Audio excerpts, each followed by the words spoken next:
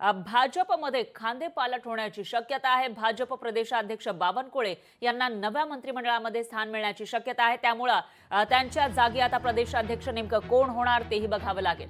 तर गिरीश महाजन यांना संघटनात्मक जबाबदारी मिळण्याचे संकेत मिळतात। त्यामुळे गिरीश महाजन हे तर प्रदेशाध्यक्ष होणार नाहीत ना आता नवे, असा सवाल या ठिकाणी उपस्थित झालेला आहे। गिरीश महाजन यांना संकट मोचक म्हणून ओळखलं जातं। भाजपचे ज्या वेळेला काही प्रॉब्लेम असतात, काही समस्या येतात किंवा कोणी नाराज होतं त्यावेळेला त्यांची समजूत काढण्याचं काम हे गिरीश महाजन करत असतात आणि एक प्रकारे भाजपला राज्यामध्ये बांधून ठेवण्याचं किंवा इतरांना भाजपसोबत जोडण्याचं काम ते चांगल्या प्रकारे करत असल्याचं दिसून आलं आहे। त्या पार्श्वभूमीवर आता गिरीश महाजन यांच्यावर संघटनात्मक जबाबदारी पडण्याची शक्यता वर्तवली जाते। त्यामुळे ते यंदाच्या मंत्रिमंडळामध्ये नसणार का असा सवाल उपस्थित झालाय। दरम्यान सध्या असलेले प्रदेशाध्यक्ष चंद्रशेखर बावनकुळे हे मात्र मंत्रिमंडळामध्ये असतील अशी ही शक्यता वर्तवली जाते। त्यांना मंत्रिमंडळामध्ये स्थान मिळण्याची शक्यता आहे। त्यामुळे आता त्यांना नेमकं कोणतं खातं मिळतं तेही बघावं लागेल।